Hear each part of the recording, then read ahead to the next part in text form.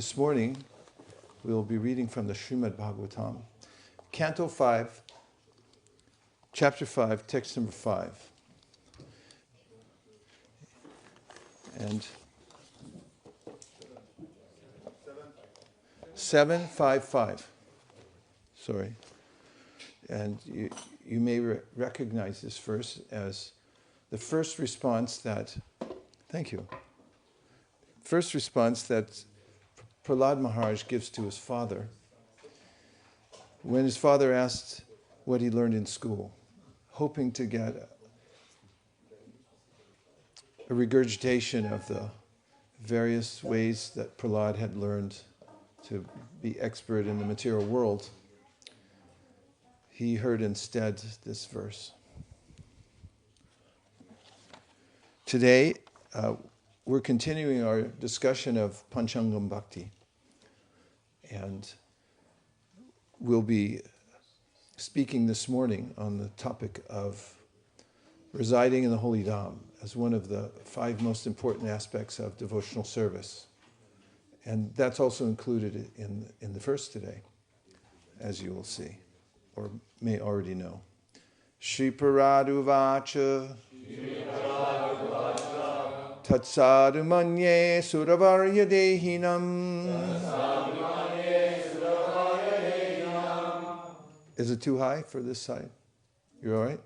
Okay. Sada samudvignadhyam asadgraha yidvadma patam graham andakupam vanaṁ gato dharim āśrayeta. Shri Prahlāda Uvacha. Prahlāda Mahārāja replied, Tat, that, sadhu, very good, or the best part of life. Manye, I think. Asurya Varya, O king of the Asuras. Dehinam, of people who have accepted the material body. Sada, always. Samudvigna, full of anxieties. Dhyam, whose intelligence.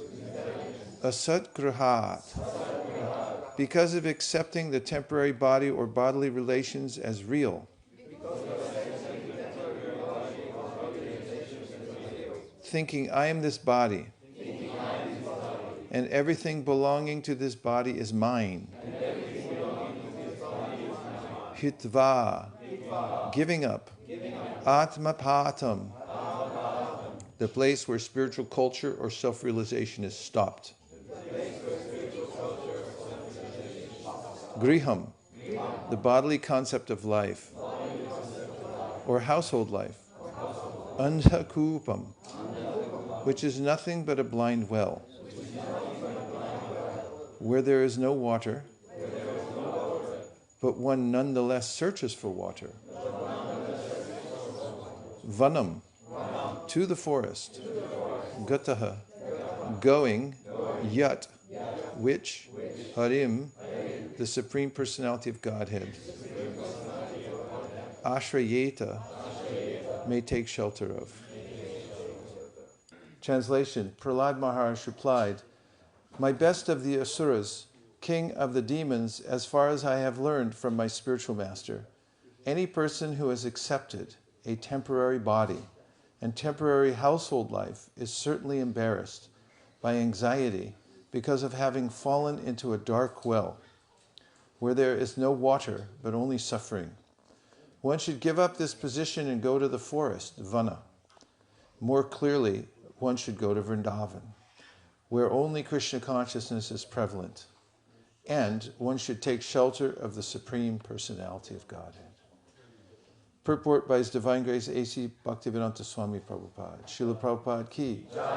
Hiranyakashipu thought that Prahlāda, being nothing but a small boy with no actual experience, might reply with something pleasing, but nothing practical. Prahlāda Mahārāja, however, being an exalted devotee, had acquired all the qualities of education. Yasyasti bhaktir bhagavati akinchana sarvera gunais tatra samasate sura harava bhaktasya kuto mahadguna manoratena sati dhavato bihi. Everyone knows. Yasyasti bhaktir bhagavati akinchana sarvera gunais tatra samasate sura harava bhaktasya kuto mahadguna manoratena sati dhavato bihi.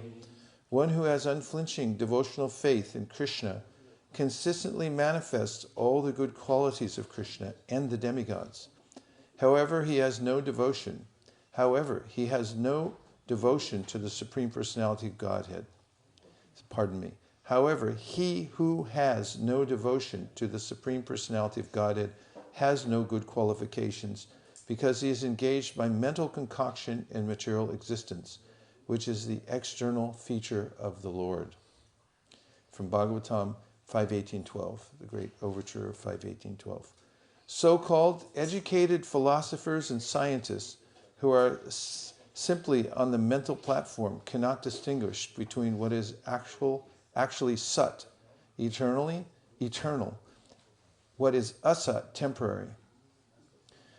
I got to speak English today, sorry. So-called educated philosophers and scientists who are simply on the mental platform, cannot distinguish between what is actually sat, eternal, and what is asat, temporary.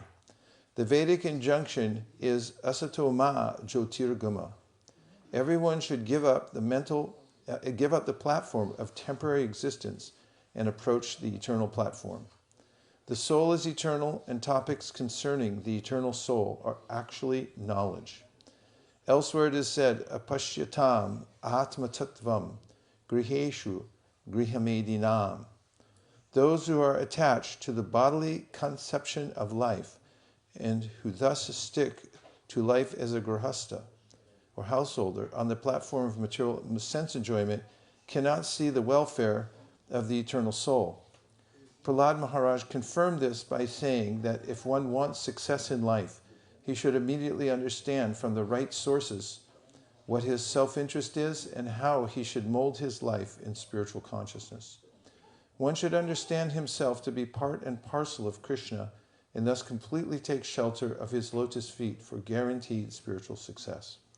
Everyone in the material world is in the bodily conception, struggling hard for existence, life after life.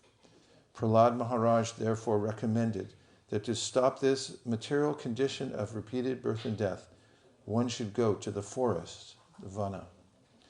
In the varnashrama system, one first becomes a brahmachari, then a grihasta, a vanaprastha, and finally a sannyasi. Going to the forest means accepting vanaprastha life, which is between grihasta life and sannyas.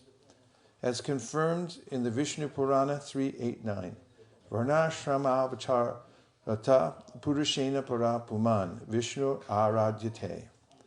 By accepting the institution of Varna and Ashrama, one can very easily elevate himself to the platform of worshipping Vishnu, the Supreme Personality of Godhead.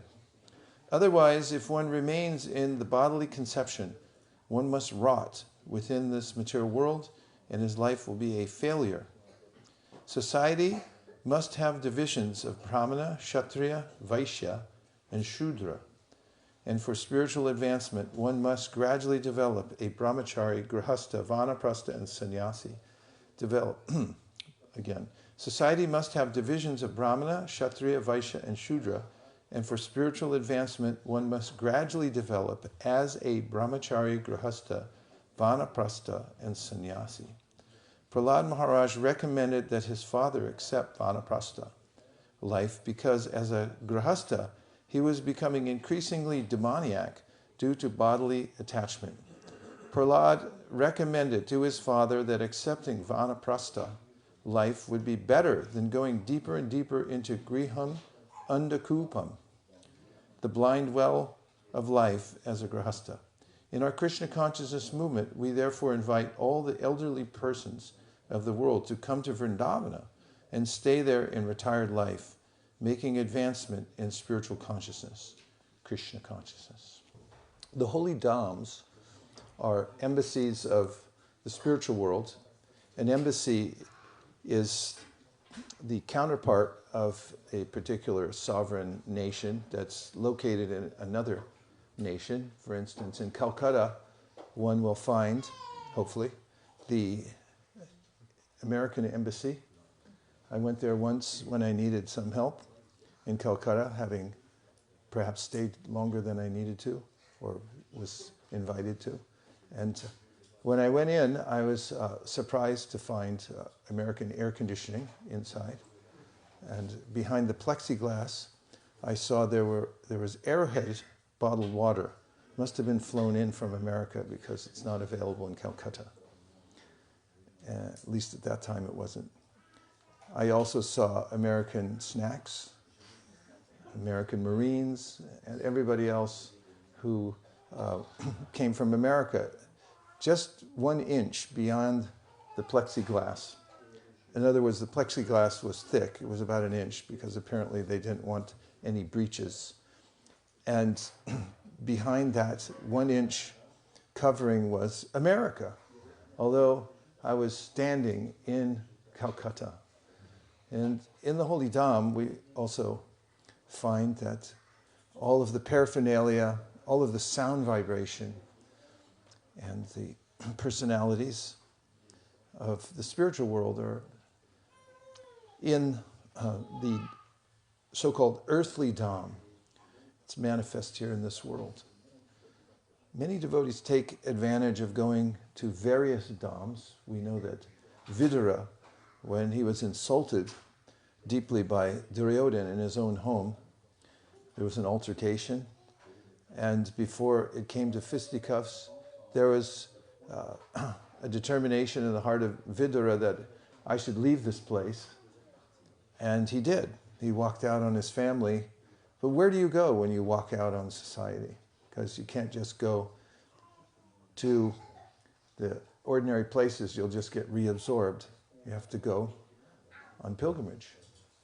So Vidura went to many holy places, more than can be named. There's only a summary of them in the Srimad Bhagavatam, 3rd canto.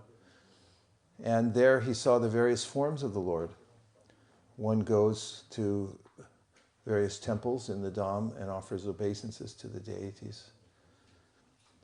Once when I was traveling with one of my senior godbrothers, which I liked to do each year, to various holy places and temples, we would enter the temple very respectfully, offer obeisances before the deity, and we would say, Nama Om Vishnu Padaya Krishna Preshtaya Bhutale Sri Mate Bhaktivedanta Swami Niti Namini Namaste Saraswati Deve Gauravani Pracharine Nirvishesha Shrunivadi Paschata Deshita. And one day, after having done that dozens of times in dozens of temples, he looked at me on one elbow and he said, why do you think when we come before these various deities, we say the pranams for our spiritual master? And I said, you're my senior godbrother, you please tell me. And he said, it's because we want to let the deity know who let us in here, who we're with. You can't just barge in and say, hey, I just showed up. But you should go under the care of someone and present yourself that I'm the servant of your servant, or I'm the servant of the servant 1,000,000 times removed of your servant. And then one can approach the various holy Dhāmas in such a way.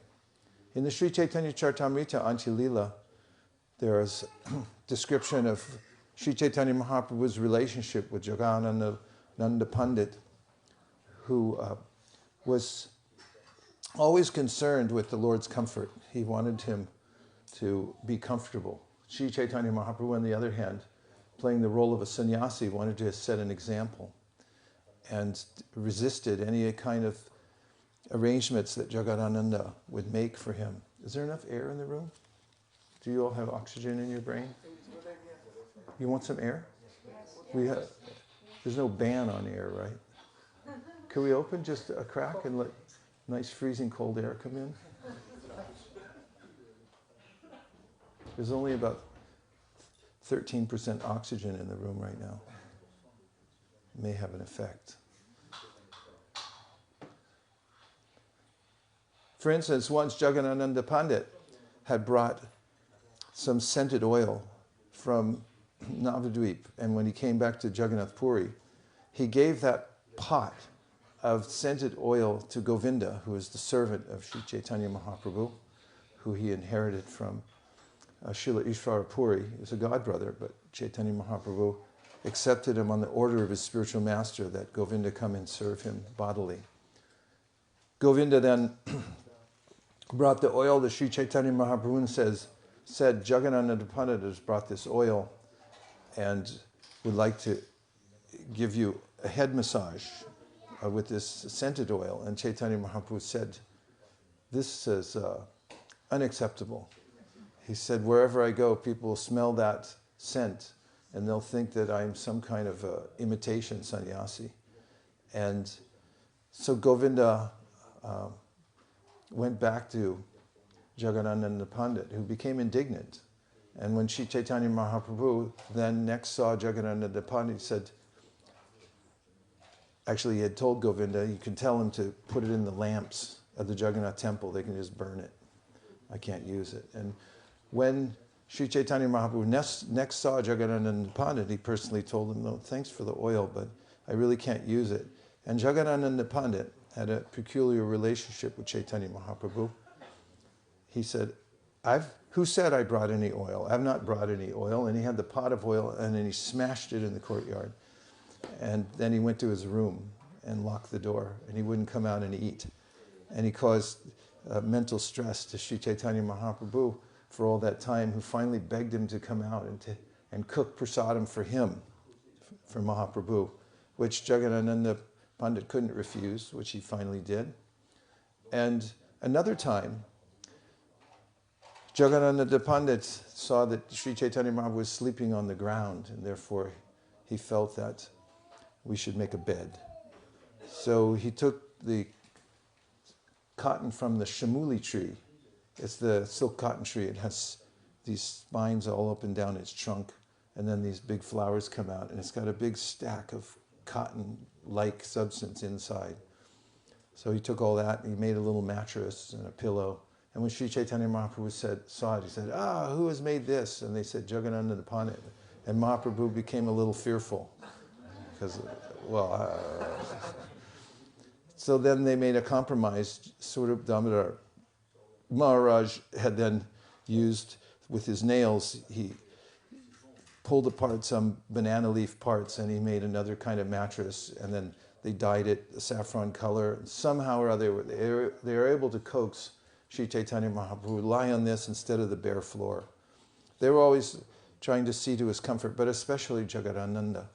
But after the incident with the bed, where Caitanya Mahāprabhu wouldn't accept the bed either, Jagannananda approached Sri Caitanya Mahāprabhu and he said, I've been asking to go to Vṛndāvan for a long time, and you've never granted me you've never granted me permission to go.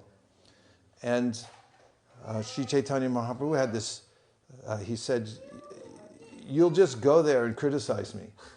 And you'll go there in a foul mood, that you're angry with me. And I want you to leave, like in that mood. Like never go to sleep angry, right? At somebody who you have a relationship with. And then Jagannananda went to Swarup Damodar and said, I've been asking forever to Mahaprabhu to go to Vṛndāvan. He won't grant me permission. Please put in a request for me. So Swarup Damodar then went to Sri Caitanya Mahaprabhu and said, better let him go. So this is the dealings Caitanya Mahaprabhu has with his intimate servants. So he said, okay, you can go.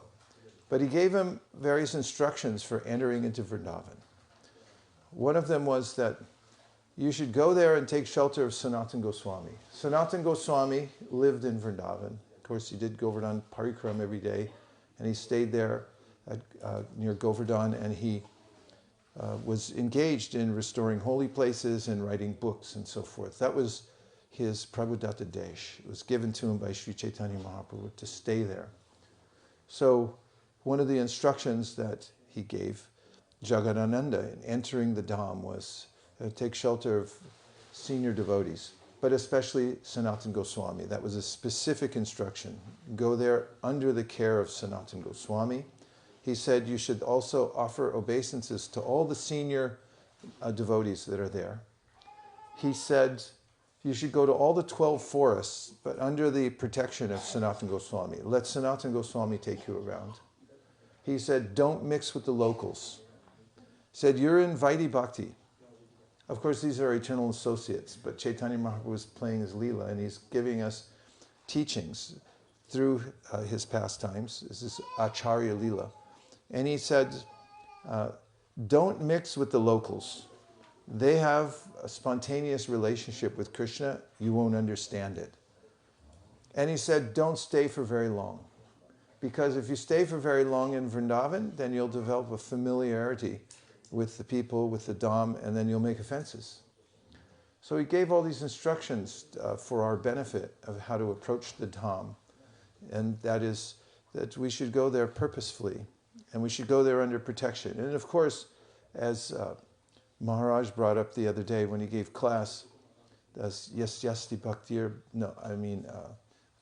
yasyatma buddhi kunapetru dhatuke, sodi kalatradishu bhauma ijidi, yat tirta buddhi salilena karichij janeshu abhigeshu sa eva gokara. Lord Krishna spoke this verse at Kurukshetra and to the sages, which they very much appreciated. They said it's the most amazing verse they ever heard. And it's almost like Dehinos Minyata Dehe level. And there's like, that's amazing. And in that verse, we hear, Yat tirta buddhi salilena karichij. Don't go to the Dhāma for ritual. If you go to the Dhāma and you think, I'll take a bath, you see people, they have their rituals. They go there and they do a few mudras, they take a few drops, or they take a dip.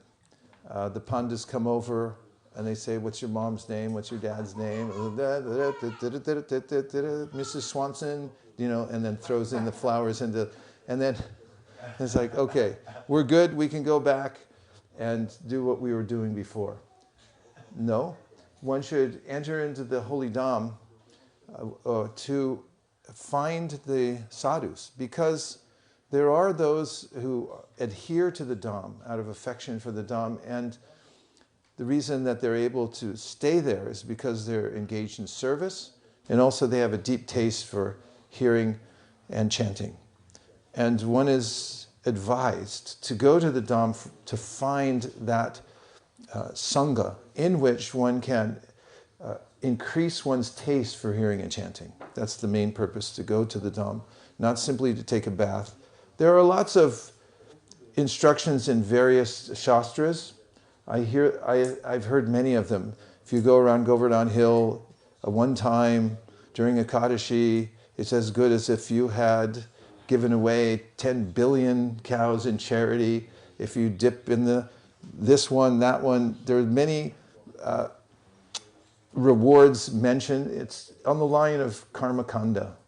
And if one develops this idea that I'll go there for material piety, it's an offense. One should approach the Dhāma knowing that it's non-different from Krishna, and one should go there to hear and chant in the Dhāma and to taste the rarefied atmosphere of the Dhāma. So Krishna in the Bhagavad Gita describes that there are two worlds, parastasmat tu bhavonyo vyakto vyaktat sanatana yatsak sarveshu bhuteshu nashyatsu na vinashyati. What does this verse mean?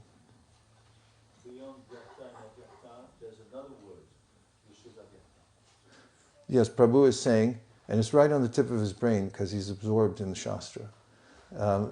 He's saying besides this manifest world, and manifest means that at some time it will become unmanifest. There is another world which is not manifest, and that means that it always exists.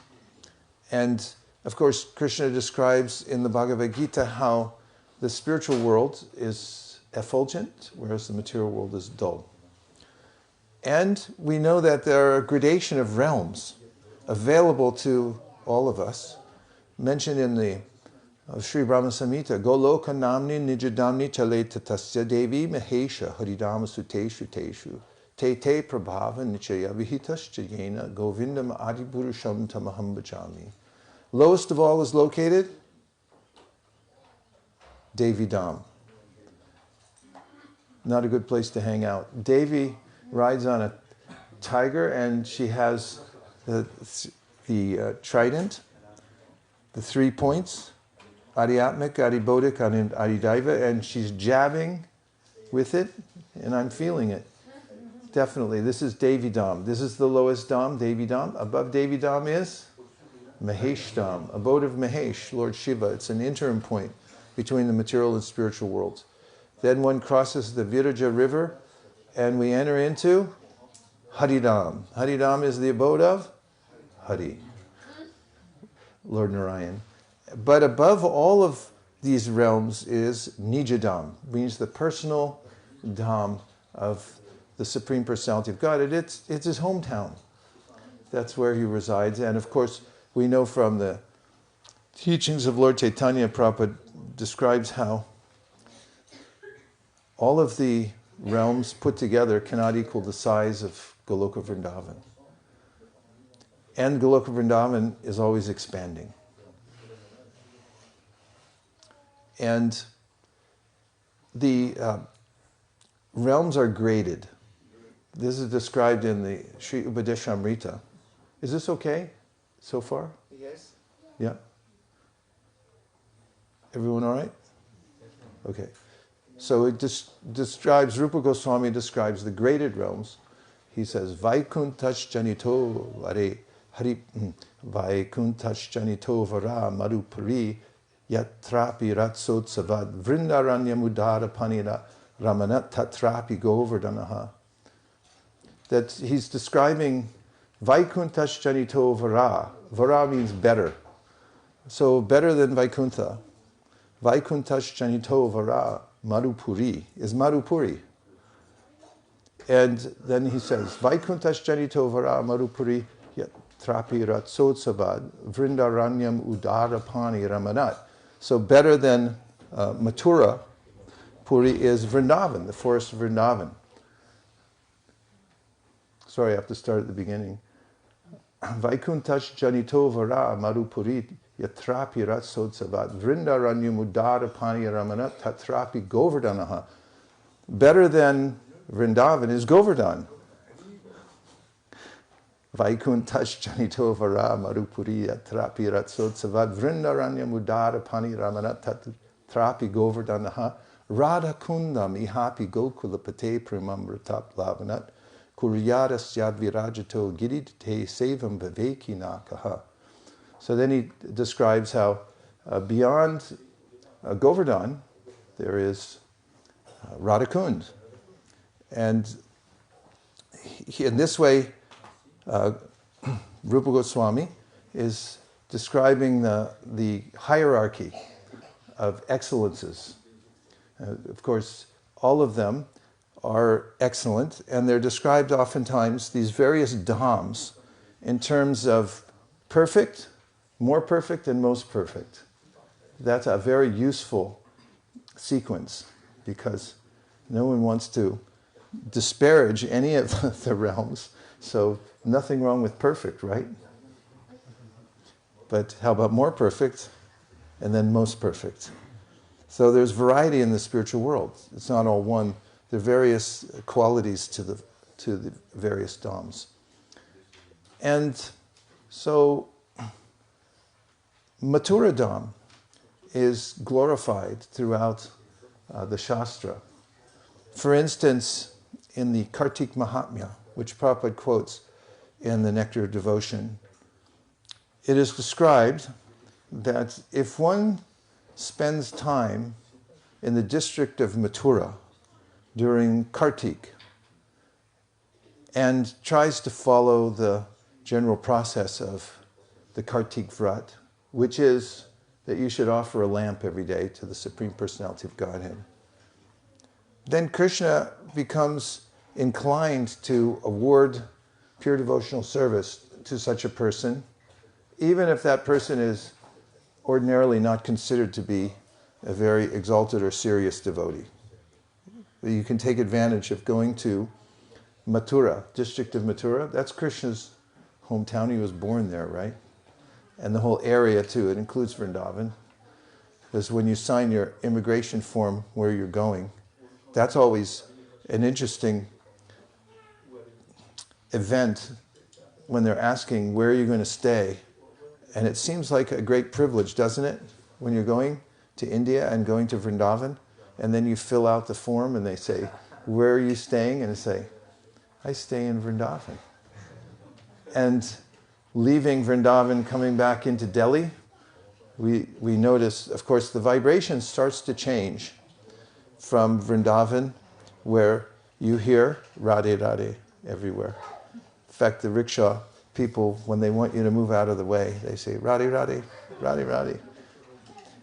When you get to Delhi and you see the duty-free shop again, you know that the vibration is changing. You're not necessarily in the Dhāma anymore, but still there's a few people hanging around and they see that you just came from the Dhāma. Why? Because, well, your cloth looks a little ragged, you smell like smoke, and you look blissful. You can see it in the countenance of someone who's spent time in the Dhāma. They look different, and one who spends time in the Dhāma feels different. And so then a few of the workers, they'll come up beaming and they'll say, Vṛndāvan, Vṛndāvan, Vṛndāvan, Vṛndāvan. Like it's an inside thing, like, I know where you came from. I wish I didn't have to work here at this stinky airport. But you're lucky, they're saying, through their eyes, that you got to stay in Vṛndāvan. And indeed, we are lucky. The Dhāma is revealed by the Guru Parampara. The Acharyas show us where the Dhams are. In fact, Sri Caitanya Mahāprabhu revealed where Vṛndāvan was, all the different places, Rādhā-kuṇḍa. And through his lineage, the various deities were established.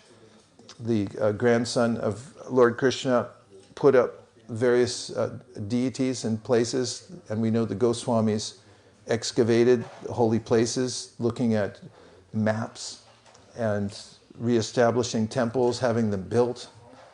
Quite an endeavor. And vanaṁ gato yad dharim āśrayeta. One should take shelter there. This is the admonition. But there's a very considered way in which one should go there. And that is that we shouldn't go there for a vacation. We should also not go in there for National Geographic picture taking.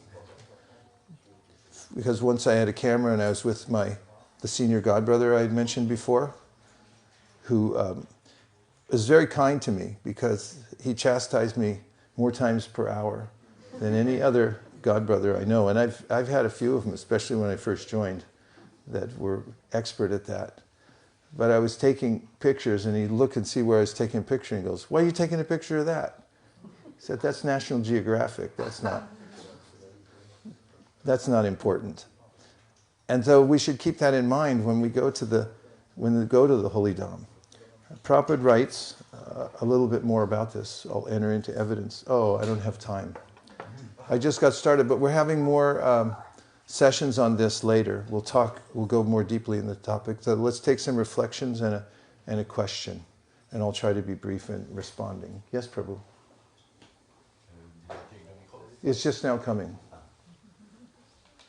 It'll be here in 1 minute of Brahma.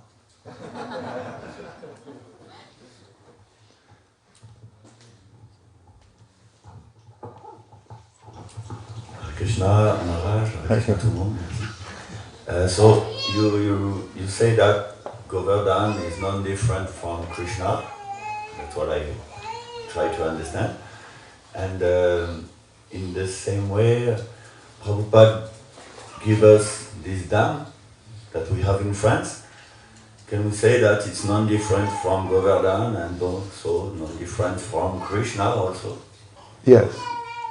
Arajo Bhagavan Vṛndāvan yasta Dhāma Vṛndāvana. This is Caitanya Manjusha, which expresses the opinion of Sri Caitanya Mahāprabhu. And the verse I just quoted says that the Dhāma of Vṛndāvan is non-different from Krishna himself. There's no difference between the Dhāma and Krishna. And when as I mentioned before, a pure devotee reveals the Dhāma. Also, a pure devotee creates Dhāmas. Bhavad vida bhagavatas tirtha bhuta swayam vibo tirtha kurvanti tirtani swantak stena gadabrita. This was the advice or the observation of Yudhishthira, who said to Vidura that you're a walking tirtha, holy place, because you carry the personality of Godhead within your heart, and wherever you go, you purify even the holy Dhāmas. That's the power of a pure devotee who is accompanied by the internal potency, by dint of his or her advancement in devotional service. So when a pure devotee comes to a place, then the Dhāma manifests from the heart of such a person. In fact, all the deities who are the center of the Dhāma, as we know from Sri Brahma Samhita, Sahasrapatra Kamalam Gokulakyam Mahatmadam Tat Karnikaram Tad Dhāma Tadanam Shamsha Sambhavam.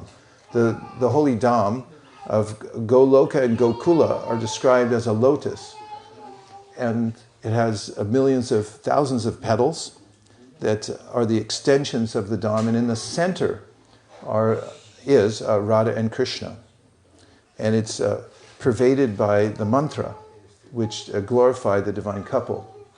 So when a pure devotee comes to, for instance, which part of France are we in? Southern? Central, right in the center. So central France, then the place is never the same, as we can see. We're sitting in a Dhāma now, because Krishna is the center. And the holy name is pervasive here. This is a Dhāma, but it manifests from the heart of a pure devotee who carries the Dhāma and then manifests Dhāmas in various places. And yes, they're non-different. These are embassies of the spiritual world. So a French person who has no idea about Vṛndāvan or the spiritual world can come here to this embassy and experience Vṛndāvan for him or herself, and then become absorbed in that. And when they go to Vṛndāvan in Mathura, India, they'll also hear the same vibration. And so these Dhāmas are identical. Yes, Maharaj. Thank you very much. Hare Krishna. Prabhu, you started off by discussing the embassy. Yes. So, I think that needs to be turned on by somebody, please. would we say that New Mayapur is like an embassy? Because, for instance, in Europe, there may be maybe half a dozen, 6 other places where Prabhupada personally stayed, which are no longer temples as such from external view. Do they remain Dhāmas even though they're not being engaged in the service of the Lord? Or is it like an embassy which can be moved, but it's still, still the connecting point, you could say? They're always there, but sometimes the Dhāma is manifest and sometimes it's not manifest to our vision. The Dhāma is eternal, but just like Vṛndāvan, the various holy places there were unmanifest for some time until Caitanya Mahāprabhu and his followers came there and revealed them. Caitanya Mahāprabhu revealed Rādhā-kuṇḍa. Nobody knew where it was, but he had an inkling. He went to the area and then he found a pond and started taking bath there, and the local residents were quite amazed. And then he said, this is Rādhā-kuṇḍa. He ought to know, he's Krishna himself, he was there. And so he revealed it. So although it's there, it must be revealed or re-revealed by the pure devotees. That's for the spiritual, understanding of Vṛndāvan. But I was thinking in terms of temples, like, let's give an example, Schloss Rettershof in Germany. Prabhupada spent time there. It's no longer being used in the service of Krishna directly. Does it still remain some kind of, how is it? Is it still some Dhāma or what? Prabhupada stepped there, devotional service, deities, chanting, everything went on. Yeah, definitely. And it needs to be revived. It's like Chernobyl. Is there any radioactivity around there anymore? Yes. He'd go around with a Geiger counter. It's like, hey, it's still here.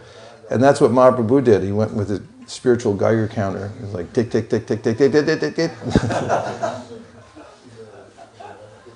Of course, there's subtleties to this. There's perfect, more perfect, and most perfect. We talk about different dhams.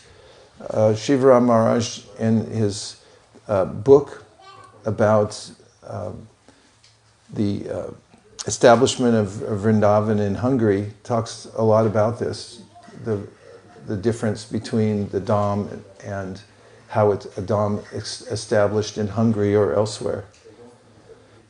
But the effect of a pure devotee walking in a particular place is indelible.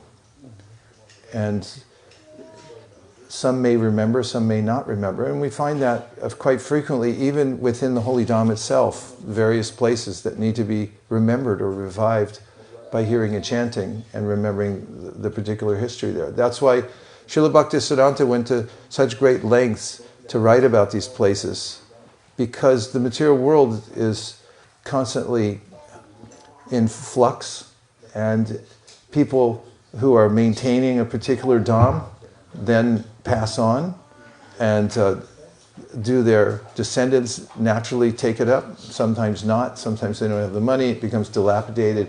It becomes hidden. And then somebody else will come along later and reveal that place. But it remains a spiritual place because it's been touched by Kṛṣṇa or his devotees.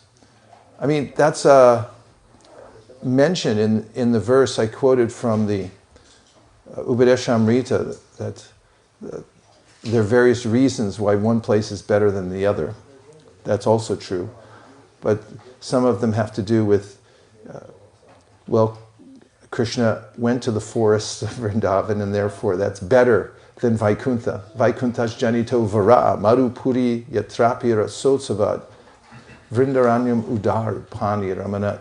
That means he enjoyed pastimes there in Vṛndāvan, therefore it's better than Mathura Vaikuṇṭha, because of the quality of the pastimes.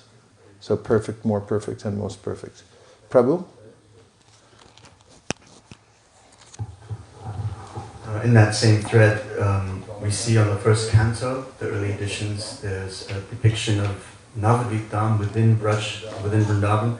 So I'm interested to understand, how does Jagannath Puri fit into that? Is that within the realm of Vaikuṇṭha or Mathura? Yeah, that's a Gupta Vṛndāvan, because there it's a Vipralamba Bhav of Sri Caitanya Mahāprabhu, which is the intense mood of Vṛndāvan, goes on in Jagannath Puri. So Sri Caitanya Mahāprabhu repairs to that place, which is like another room in the same house, as he described to his mother. So I'll go to that place, same room, or maybe she's the one who said it. He said, I'll go to Jagannath Puri. That way there's a corridor between Navadvip and, as we know, between Navadvip and Puri. All the residents of Navadvip every year will go to Jagannath Puri to see Sri Caitanya Mahāprabhu, and they just go from one room in the house to the other. You don't leave the Dham when you go from Navadvip to Jagannath Puri, nor do you leave Vṛndāvan, because it's a Gupta Vṛndāvan. And there, Caitanya Mahāprabhu, who's Krishna himself, reveled in his final pastimes in the Gambhira, in the intense moods of separation from Jagannath. So you'll find the overflowing mellows of Vṛndāvan. All the songs there are about the pastimes of Krishna and the gopis and so forth. And all of Caitanya Mahaprabhu's most intimate pastimes took place in Jagannath Puri. So it's also an extension of Vṛndāvan. Or there are various ways of looking at it. Srila Gaur Govinda Maharaj will try to put forward the case that it's the more exalted Dham, better to stay in Puri than to Vṛndāvan, but that's because of bhakti bias. And bhakti is a kind of bias. And everyone who's a devotee has a sense that, yeah, this is what I like the best. And therefore, they give their statements why it's better than the other place. Srila Bhaktisiddhanta Saraswati Thakur preferred Govardhan in Vṛndāvan because he said, we'll keep Rādhā-kuṇḍa above our head. Although it says clearly at the end of Upadeshamrita that the ultimate goal of the Gaudiya Vaishnavas is to reside in Rādhā-kuṇḍa. The way one resides in Vṛndāvan or in Rādhā-kuṇḍa isn't necessarily just to move in. And I'll stop with this point, but it means that we should be careful. Caitanya Mahāprabhu said that you should live in Vṛndāvan always.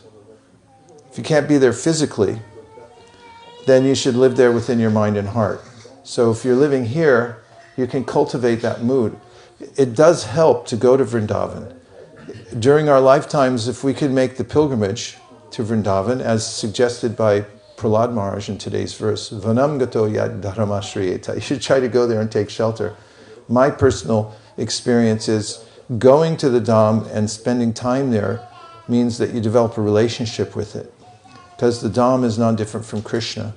And if you go there and serve the Dhāma and you hear in the Dhāma, then you start to develop an affection for the Dhāma. And you think, let me be in the Dhāma.